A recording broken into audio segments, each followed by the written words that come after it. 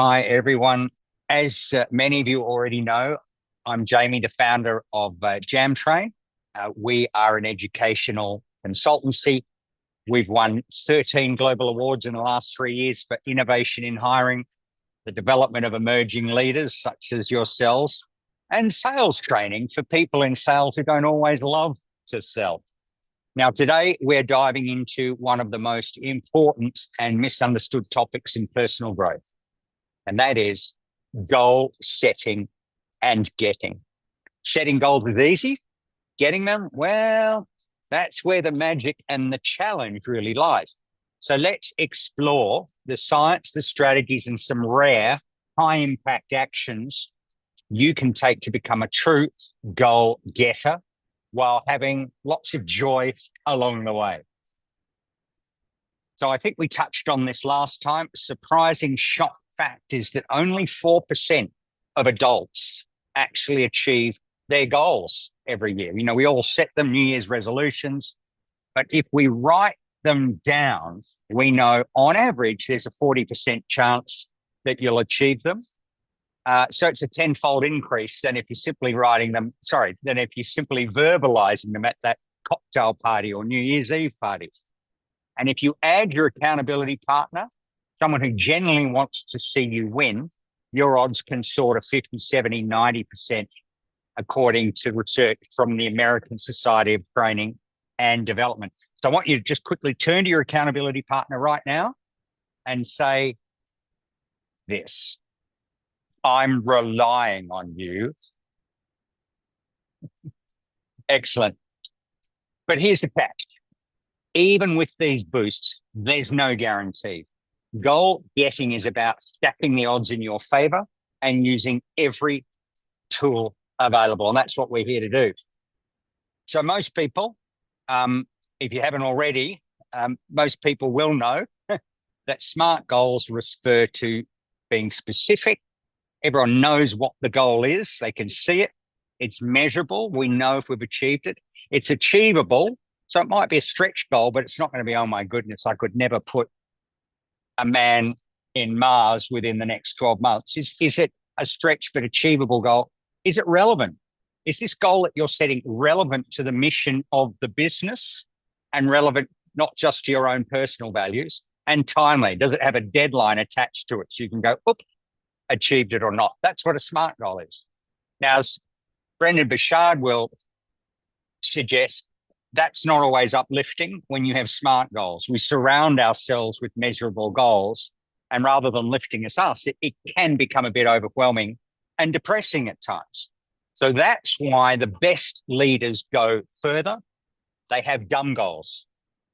D is dream-driven, U is uplifting, M is method-friendly, and B is behavior-triggered. So dumb goals tap into your emotions and values, making them more motivating and sticky. For example, instead of saying, I want to lose 10 pounds, try, I want to feel energized and confident hiking with friends every weekend. So there are some rare high-impact actions that only the top 0.1% of leadership development experts recommend. And there are these three. Number one, a pre-mortem goal analysis. So before you start, imagine you've failed, list all the reasons why, then build your plan to address those obstacles up front. A second technique is called identity anchoring. So you write a short paragraph about who you are becoming as you achieve this goal. You read it daily as an affirmation to reinforce your new identity. And thirdly, public micro commitments. So you're sharing a tiny daily commitment with your accountability partner. Turn to your accountability partner. I'm relying on you. This builds unstoppable momentum. So let's pause here.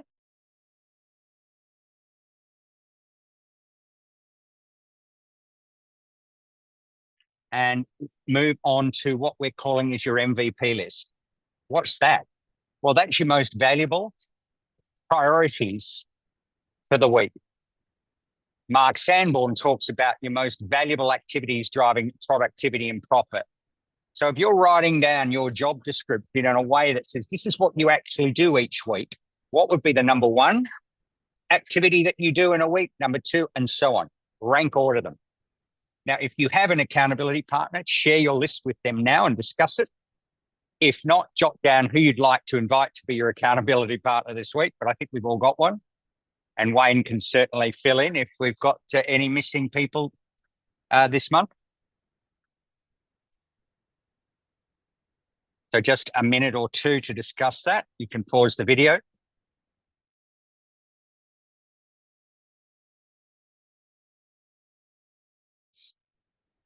Wayne will take you through the love letter at work technique. Each week, check in with your accountability partner for 5 to 15 minutes. What have you committed to this week? What victories did you have? What exciting projects are coming up? And we use the acronym LOVE. Last week, what did you commit to? One thing. Victories, working towards that one thing, and then exciting projects ahead. That's a technique that we use at JAMM Train when we meet every Wednesday. So this isn't just about tracking progress. It's about gratitude stacking. Celebrating small wins builds confidence and resilience for bigger challenge. So if you have time, try writing a quick love letter now and share it with your partner.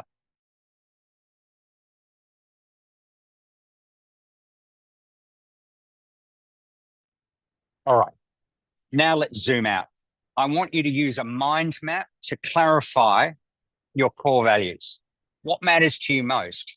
So a career you love, hobbies and creative outlets, financial security, health and fitness, supportive, loving relationships, lifelong learning, travel and adventure, doing something that scares you each year. Whatever it is, up to a maximum of 9 areas of your life that you think are important to you.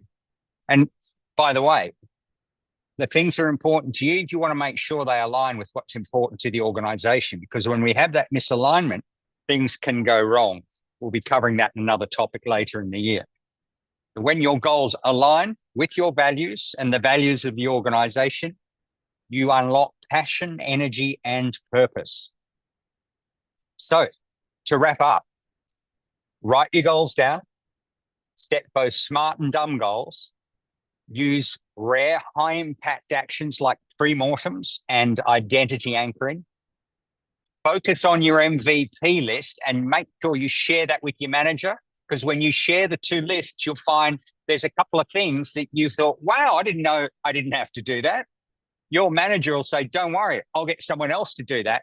And you're aligning with your genius, because we're outsourcing everything but our own personal genius. That's what's life about, while addressing our liabilities.